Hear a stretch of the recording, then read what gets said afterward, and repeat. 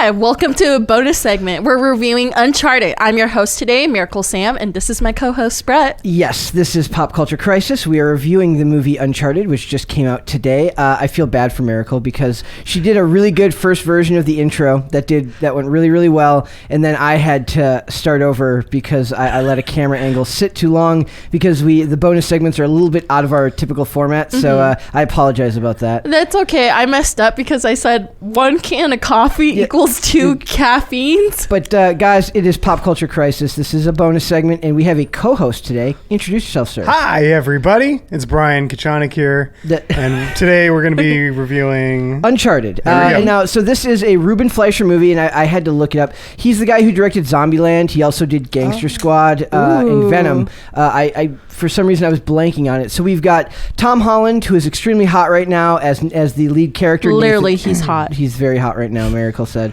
As the lead character of Nathan Drake. We're going to get right into it. And if you go down here farther, you see that we've got Mark Wahlberg as Victor Sullivan, Antonio Banderas as Santiago Moncada, Sophia Ali as Chloe Fraser, Tati Gabrielle as Braddock. Somebody else said Joe, but I never heard the name Joe. I must have missed that part. No, Sully calls her Joe the whole time. Okay. And then they never called her Braddock. Like, legit, they left it out. I heard Braddock. I knew right away when I saw Braddock, so maybe we're hearing different things. I heard Brad. I don't think I ever heard Joe. Yeah, I heard Braddock, so, everybody hears their own thing, but it's okay. This is obviously based on a very, very well-known video game franchise. There was some buzz for this right now. I think most of it connected to the fact that Tom Holland's coming off a very successful run with...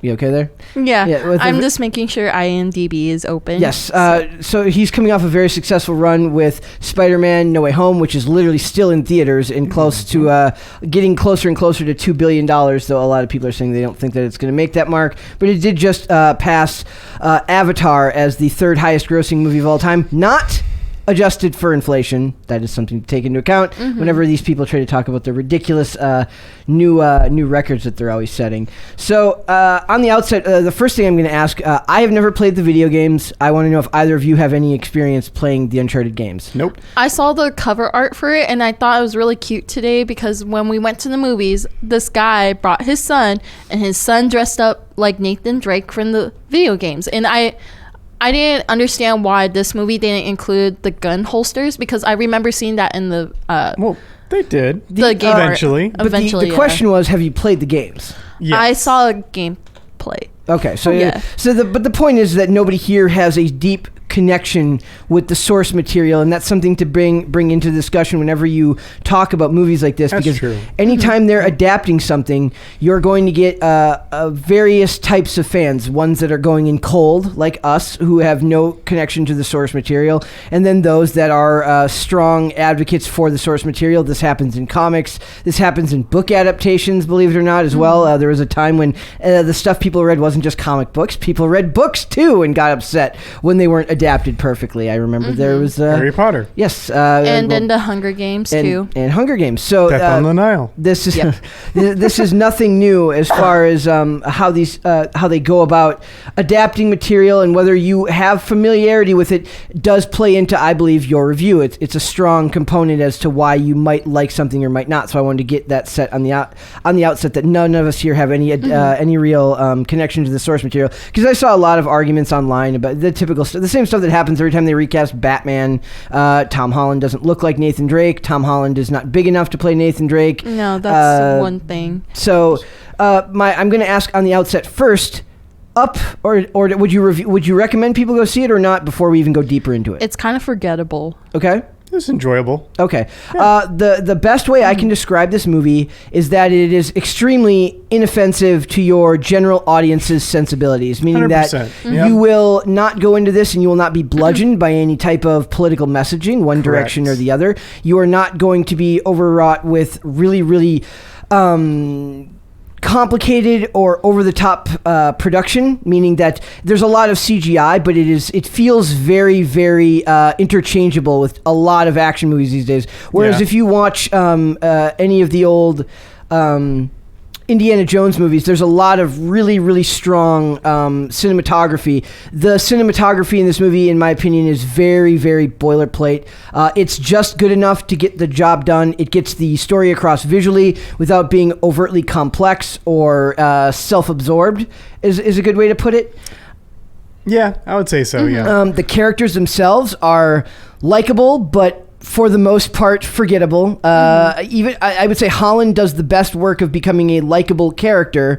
And I don't mean likable as in they're likable people. I mean that they're, as a character, they're something that you can be interested in watching, even if you're not rooting for them. Because in general, in stories like this, so what this is the movie Uncharted is about the search for the lost treasure of Ferdinand Magellan, which was lost in, they mention it's like, 500 years ago. A gazillion years, a long time ago, they talk about.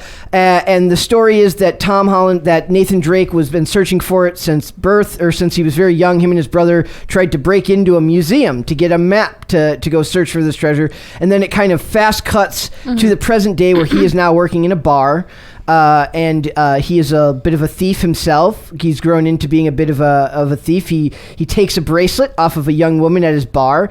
This is, I think, the most charismatic he was him behind the bar, talking to this girl in the early part of this episode. And then from there, he gets introduced to the character Sullivan, or they call him Sully. He calls him Sully throughout the movie. I had a good friend named Nick Sullivan growing up that we called Sully. Oh, Captain that's Sully. cute. Yes. Yeah. And Are all Sullivans go by Sully? Probably. But Mark Wahlberg is the best I can describe it as is like middle of the road. Like they could have gotten somebody far more mischievous looking to play up the fact that he's this very self-interested treasure hunter who's always going to double cross you. That's the big thing in movies like this. The big thing in movies like this is nobody can trust anyone. Everyone's going to betray everyone. Now, you never really get that from Nathan Drake. He seems to be more, he's more interested in doing this because it connects him with his lost brother, because his brother used to work with Victor Sullivan, and now he's on this adventure kind of more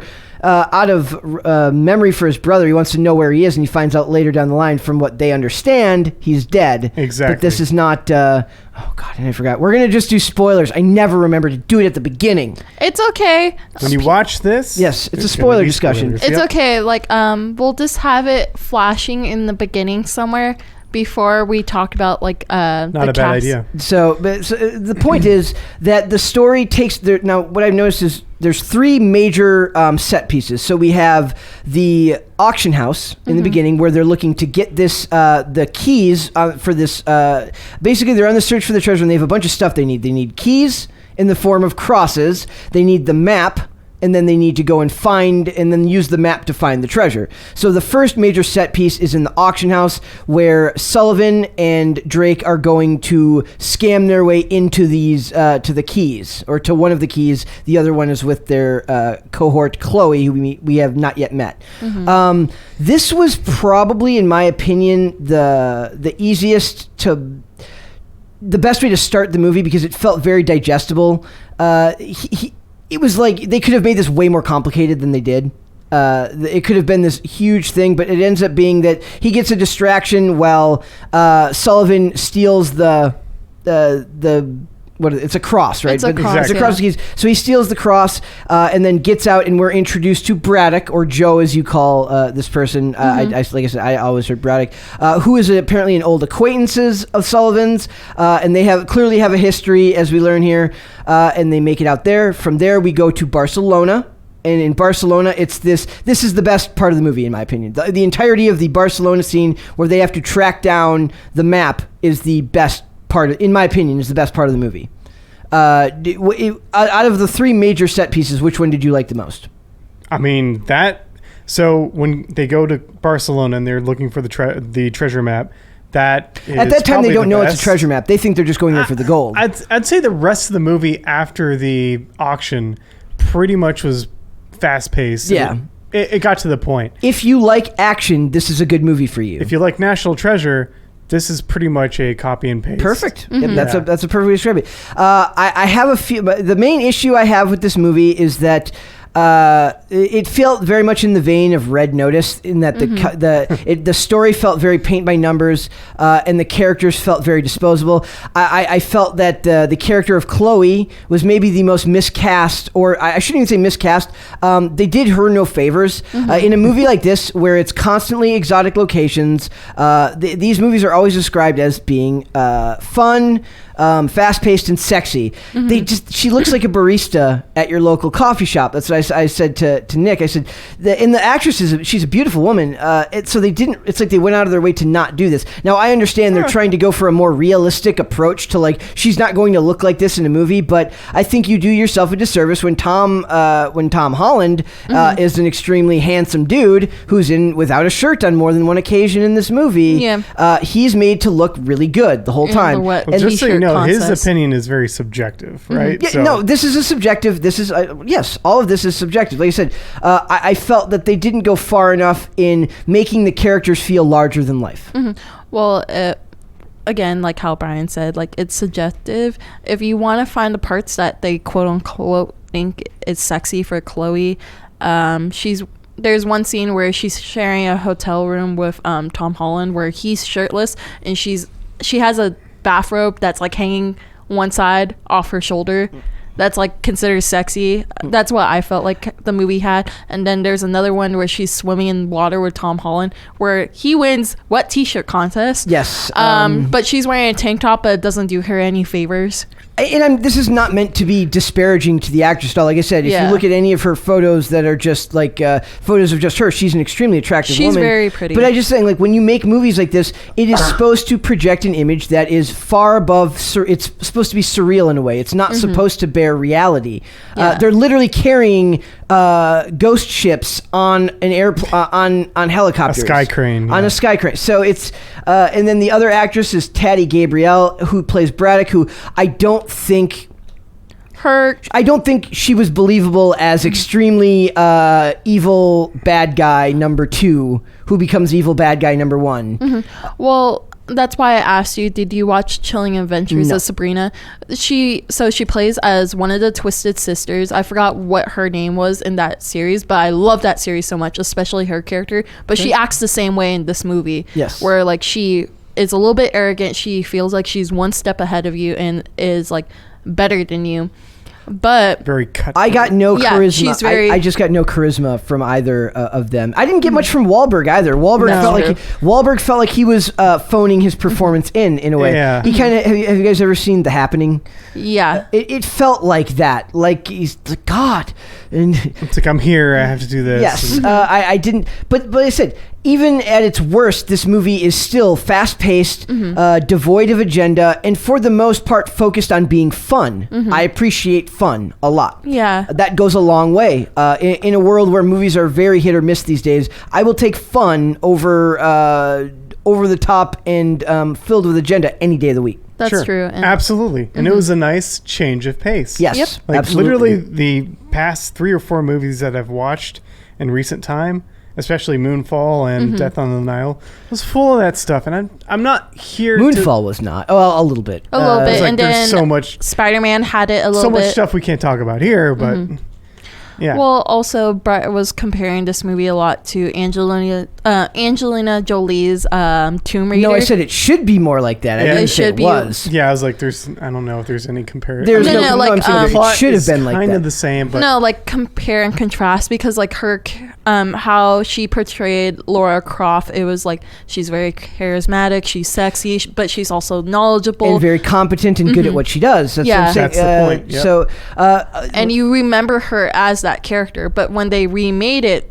with a different actress, Alicia Vikander. Yeah, nobody remembers that. Yeah, like if you asked most people who is live action Lara Croft, sorry, everyone's going to see Angelina Jolie. 100%. Yeah. And I admit to being a bit of an Angelina Jolie stan. Same. When we got out of Eternals, I said they should have just made the whole movie about her because she drips with charisma. Like I said, for me, I reiterate this anytime we watch a movie like this. I said, on-screen presence, charisma, and the ability to pull eyeballs to you is not something that I believe can be taught. I think it really is inherent to an actor. You can teach an actor who doesn't have that to portray roles that don't have as much need for it, as in like somebody who was a really good guest star is not always going to need to be the most charismatic one in the room, especially if the lead character is extremely charismatic. They need kind of a straight man to play off.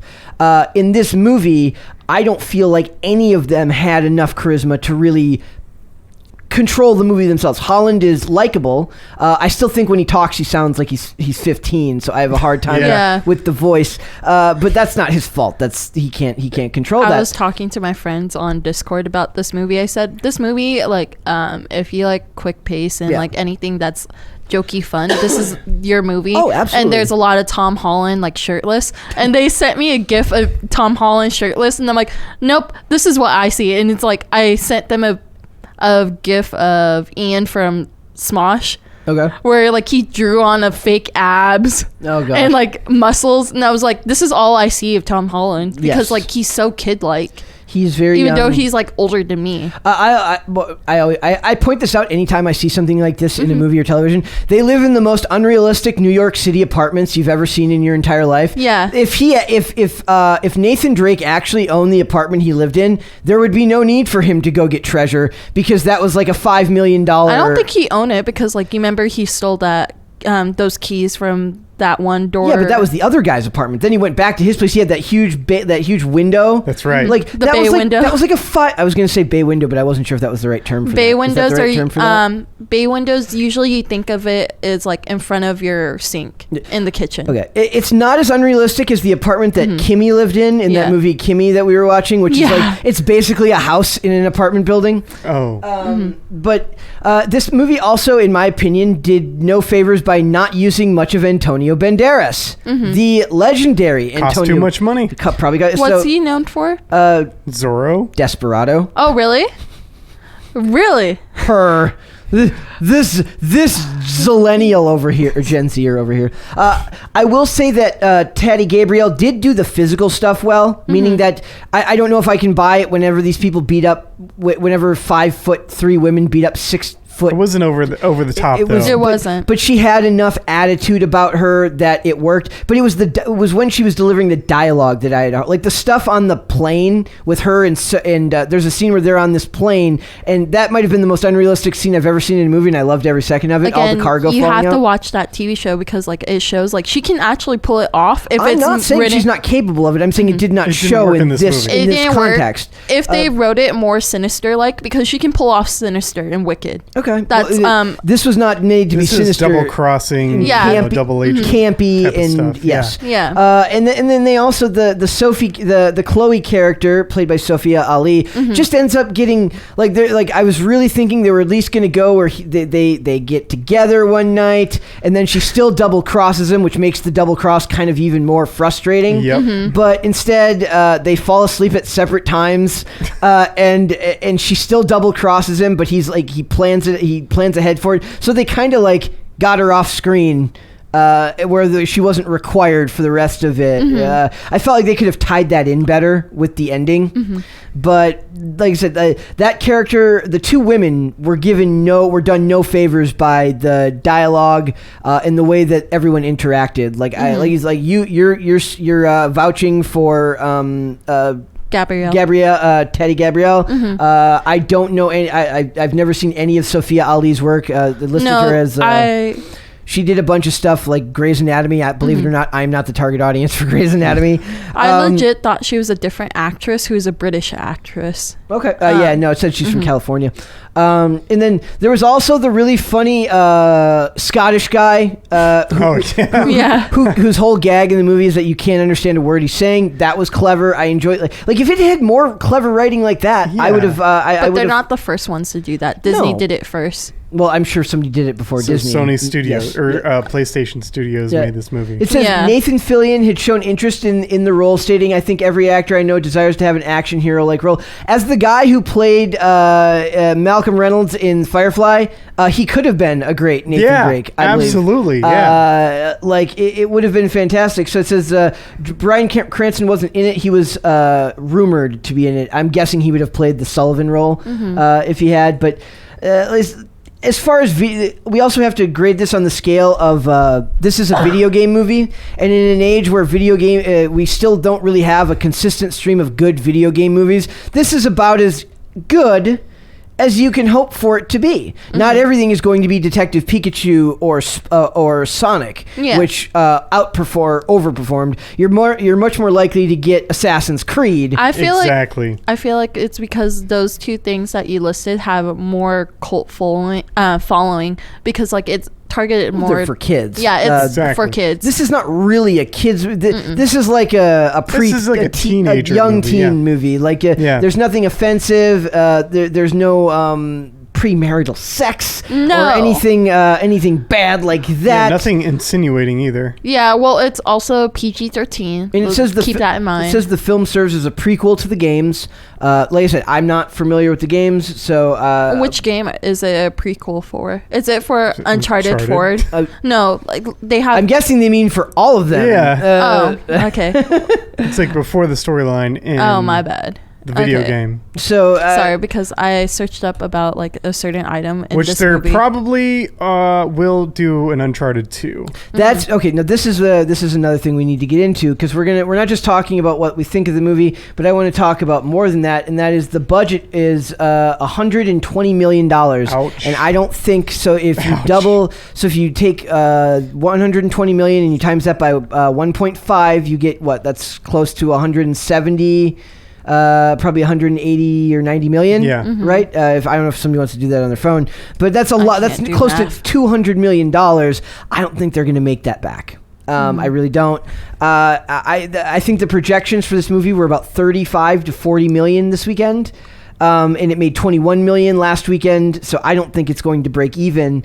But the thing is, if it can find a solid home on streaming, and this is where I think a lot of these movies need to go, is that this might not, it may not be big theater worthy for that budget, but if you can make this a solid, kind of like the Fast and the Furious movies are like, they do well at the box office, but it's also that movie where if it's on cable, you just don't turn it off. You're not watching it, but you don't turn it off when it's on. That was what they did in the Honest Trailers, where it says the movie series that you don't like but don't hate enough to turn off whenever it's on cable. That's good. These movies could fall into that realm if they could get that budget down a little bit. Maybe it's kind of boxed in there. It has to be high budget because of the type. Unfortunately, by the nature of the type of movie it is, it's going to require a high budget, but.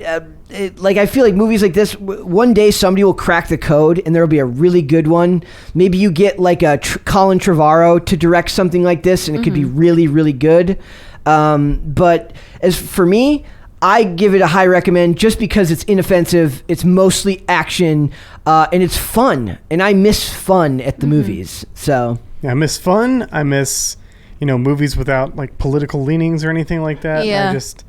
it was a good action and adventure kind of film. Yeah. I mean, well, it's fast food film. It's stuff definitely exactly. Which is fine. I mean, there's a time and a place for that. And in an age where everyone's so burnt out on everything, I think people are looking for that. If Death on the Nile was okay, this is definitely okay. Like This is, in my opinion, way better than Death on the Nile. Yes. I had more fun. But also, like, when you watch a movie like Death on the Nile, you feel like you have to pay closer attention, which almost makes it harder. Whereas something like this, you can think you're going to zone. Like, there was a couple of times where I'm like, because we were in these seats that are like reclining seats. I'm like, I could just take a nap right now. But I never was bored. But I was never. No. I'm saying, because I was tired today. I was exhausted all day. So I'm like, I could take a nap right now if I needed to. But I was engaged enough the whole time to keep watching. So that speaks to the ability for the movie to keep me as a viewer who is tired and not in the best of moods engaged in watching throughout.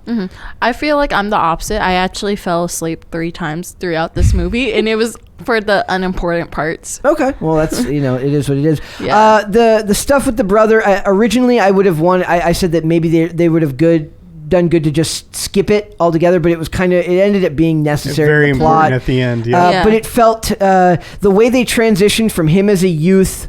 First of all, they started with the airplane scene, and then wound time back to him as a kid. Is not necessary. There was no reason to have. It's very Deadpool-like. They did that in Deadpool. There was no reason to have that intro scene where he's on the plane. It was almost like for a movie that was entirely fast-paced almost throughout, they were afraid that if it started too slow, they'd lose people.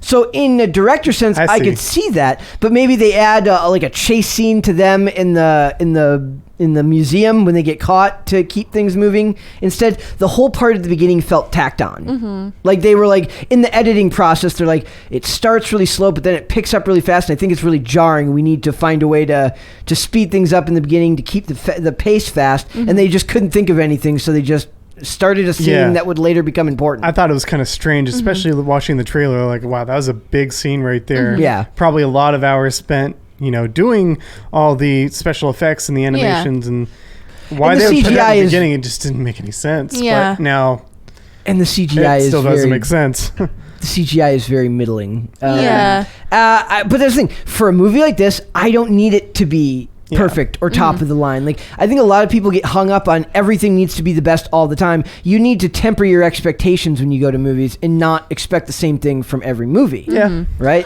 Yeah, for sure. And I also appreciate this movie hiring the original voice actor for Nathan Drake. So Brett was confused because they went to a beach.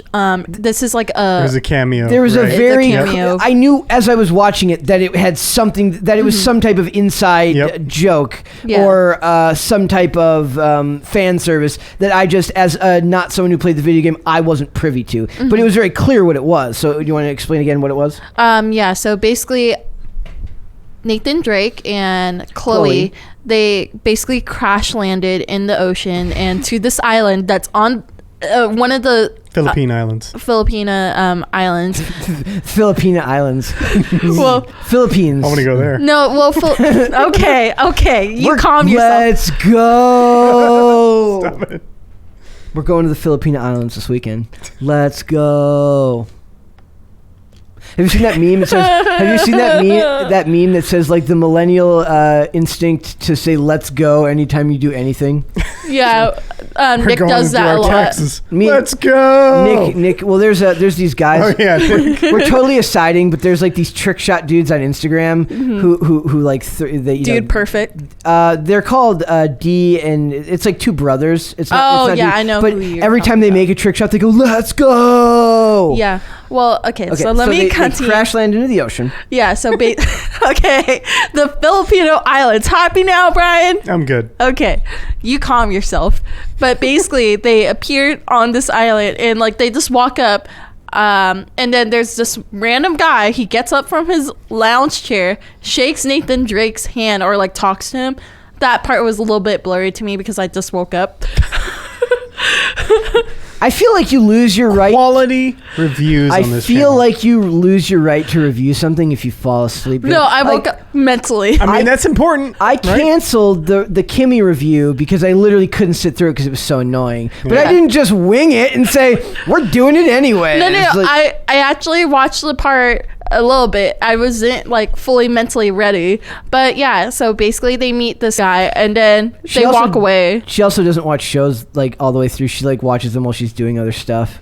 Well, I'm putting you on blast right now. I'm sorry. Well, I multitask, okay? She's a multitasker. But yeah, so basically, then they go to the hotel, like, concierge and, like, basically book a hotel room where you see Chloe not be that sexy. But no, the whole point of this, we got really said they come up out of the ocean and they see the guy. That's the voice actor. Yeah. And he makes a very blatant comment that's like supposed to call back to the games. Yeah.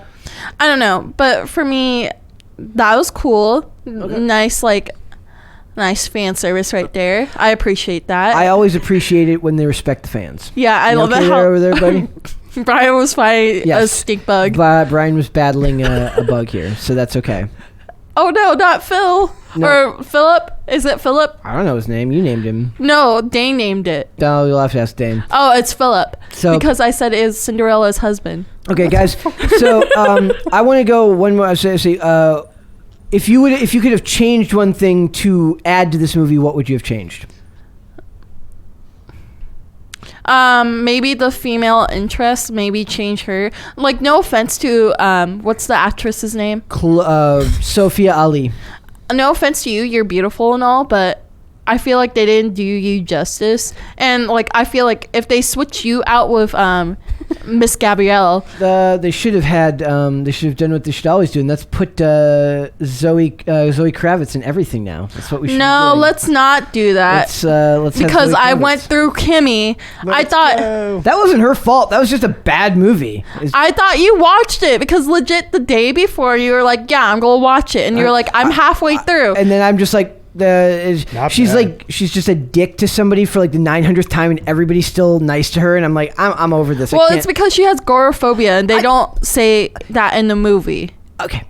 If we're getting off track here, but if you're going to make a movie where literally the whole movie is one character almost the whole way through, you better, if they're not going to be likable, you better find a way around it, because it's extremely grating when she's rude to everybody. It's unimportant. That's not the movie you're reviewing. It's not the movie you're reviewing. So I don't recommend it. It's if just you tiresome. could change anything in Uncharted to make it a little bit better, what would you have changed? Maybe You're saying you would have changed the lead actress. Lead actress, and also I love you, Tom Holland, but I wish like they hired a different actor, because like again, like he doesn't have the body physique as Nathan Drake. Is Nathan Drake older? No, like Tom Holland's Remember, ripped. this He's has ripped. nothing to do with the games. This is all pre. I know, but like when I imagine Nathan Drake, because I want to imagine him as Nathan Drake, but I can't. I only see him as Peter Parker, Spider-Man, because he's very. There's an argument. No, there's an argument to be made there. Because he looks very baby-like. But Nathan Drake looking. So can you pull up a picture of Nathan Drake from the video games? Sure. He looks very like he has a lot of like chest muscles and shoulder muscles. So does Tom Holland. He's just no, young. like but bigger. Do you get what I mean? Somebody help me. This is like we're leaving her out. We're leaving her out to dry right now. Yeah, but look at him. Like young Nathan Drake kind of looks more beefy. I guess. I mean, I don't really. It wouldn't bother me. Like he definitely doesn't look. He's too young to be him. But it's like you said, it's a prequel, so it doesn't really matter. Well, even if it's a prequel, I want somebody to like grow into that role, and I don't think Tom Holland can grow into be like Nathan Drake and fill up that role. I don't know what I'm saying. Brian? Dude, Bryan Cranston? Yeah. Would have probably played Sully. Exactly. Yeah. Could you imagine? Oh, let's go find some gold. And then let's go out and cook some blue crystal meth. There you go. Press the cartels. If I could have changed one thing about it, I would have tightened up the dialogue, and I would have paid Mark Wahlberg to be more engaged in the in the acting process. I just felt that the characters, the dialogue, and the characters all had a slight disposable feel to it. They didn't feel like it felt like they knew they were doing it for the money, and. The one thing that has going for it in this situation is because it's kind of like a nonstop action fun movie, that doesn't bother me as much, but it could have taken it from being pretty good to good if they had found a way to get people to be more invested, the actors to be more invested. Have you ever seen The Other Guys? I have. Okay. So you know the constant back and forth bickering between Will Ferrell and Mark Wahlberg. That's what this it needs that level. You never felt like there is some kind of where he's afraid to get double crossed. Exactly. That's it. But here's the problem. They never connect on a level where you feel like it. There's a scene at the end where he has to make the choice to throw the gold away to save Nathan Drake. I never felt like there was any point in their relationship where they connected well enough to make that plausible that he wouldn't have just let him fall and take the gold. I would see. I could see that. It never felt like it. I was still asking the question of myself when he was weighing the choice. Like, is he going to let him fall? Is he going to help him? I was still asking myself, is he gonna? If the movie had done its job right, the connection between them would have been strong enough at this point. Or maybe that was the point. Well, the fact that it's not clear tells that to me is a strike against the director in my view. I get it that you want this to feel like anybody could double cross anyone at any time, right? But the point is they've gone through all of this together, and you should feel like they've created a bond that makes it seem as if it would be ludicrous now for him to let him fall. Yeah. At least I see that as shoring up the end of the movie and making it feel like you've completed the journey. Right. The journey went by so fast. Have you ever seen The Way Back Home with No. like Ed Harris? I know what it is. Okay, so you've seen it. Well, No, you haven't I seen know it. what it is, yeah. Okay, so there's a huge journey from going from the Gulag in Russia through Mongolia down to India, where they're ultimately saved. Mm-hmm. But that whole journey, you've developed, friendships, and you've gone through so many different, life-altering events. Mm-hmm. But this didn't really have that. It just No, went by so Granted, it fast. doesn't really need to because it's an action movie. But it it's- went too quickly. I never felt like they had any moment there, whether it was them on the boat, but I never felt like there was any point where it felt like they finally connected and he wasn't going to let something bad happen to There him. wasn't exactly. So that to me that was the one downside for it. If they could have shored up their relationship and made that connection, first of all, the banter back and forth would have had to have felt more natural, and they would have had to have. They didn't have chemistry, I guess is the best way to phrase it. They don't like play off of each other the way a good pairing does in a movie, right? Yeah, I'd that's say true. none of the characters did except Antonio Banderas. Yeah, yeah. I cared more about him and his dad fighting than the rest of them. Because it seemed real. Yeah, He's a great actor. Yeah. So I guess to me that's what it is. Like I would have found a way to do more chemistry screen tests with the actors and maybe find actors with more chemistry. That would have That's been. true. But like I said, it's a fun video game based action movie. I still think it's worth going to see if you don't have anything to do on a Friday night. If you're looking for fun, if you're looking to get out of your head for a few hours and be on basically a definitely, yeah. nonstop action ride, I think this is worth your time. Yeah. Yep, Or 100%. maybe they did that on purpose because sometimes video game writing kind of gets kind of loopy where like they try to force them to get along but it doesn't make sense. But usually that's done on purpose, where you're forcing two people with disparate personalities together, and you're trying to make them connect in a way that doesn't seem possible. And through strife, hardship, and shared problems, they eventually find a way to come together. Usually through the form of like witty banter back and forth, where they're clearly still opposites, but they get along well. I think of Aldous Hodge's character and what's his name in the show Leverage. I don't know if either of you have ever seen the show Never seen Leverage, I've seen one episode. Christian Kane's character, Hardison, and I always forget Christian Kane's character's name in that show. I can never remember anything when we're on here, but one's a geek, one's a military dude, and they have very, very different personalities, but they become best friends throughout the course of the show, and they have fantastic chemistry on screen. There's literally like a repeat line in the show where the character just goes, "Damn it!" Oh, his name's Elliot. I just remembered finally. Elliot and Hardison. He goes, "Damn it, Hardison!" That's a whole line throughout the show where everyone gets mad at Hardison, but it's nobody more than Elliot because they're such different personalities. That's what I was looking for in something like this. Now that's a lot harder to do when you've only got an hour and 50 minutes to do it rather than 5 seasons. But this is the job you have taken, and I expect you to to Well- deliver. to yeah. deliver. Well, also like Peter Parker and Tony Stark Yeah. has like better chemistry than this. That's a good. That's a perfect example. They Yeah. though I would say that Robert Downey Jr. has the habit of like outshining people. Like, he just like I said, he's the opposite of a charisma vacuum. He's a flowing river of charisma magma. That he spreads across the universe. I love Robert Downey Jr. Even in his bad movies. Tropic Thunder. I even saw Doolittle. You actually watched that It movie? was so bad, but I love Robert Downey Jr., so it's okay. And he's making a new Sherlock too. He's making a new Sherlock Holmes movie. So, yes. Oh, So speaking about Sherlock, they're making Eleanor Holmes. Enola Holmes. Enola, Close my bad. though. Close enough. I don't know names. Eleanor. Man, Miracle is just full of fake news and misinformation today. Yeah, but basically they're making a second one with the guy that plays as Superman Henry in Cavill. Superman Lois, that actor. Oh, Tyler Hoechlin? Yeah, he plays as Sherlock in that TV show. So he's returning, or movie, whatever it's. Oh no, it's a movie on Netflix. He played as Sherlock. I thought and he's Henry returning. Cavill played as Sherlock in Enola Oh, Holmes. my bad. I'm making up fake news on the fly. This is what happens when you give me coffee too close to midnight. He was also in Armageddon. Yeah. I remember, I mean, I don't think he was really more older than 5 years old. Yeah. But yeah, sure. Yeah, that was him. I wouldn't throw anything Did you know what's Brett. raining outside? Okay. The reason why Brian's bringing this up because I had a dumb moment where I told Brett In a room full of windows and an open door, she goes, Brett, did you know it's raining outside? And I'm just looking out, and I had literally already walked out and then walked back in. Soaked. I had and guys, we're getting off topic. Go see the movie. Okay, recommend? Yes or no?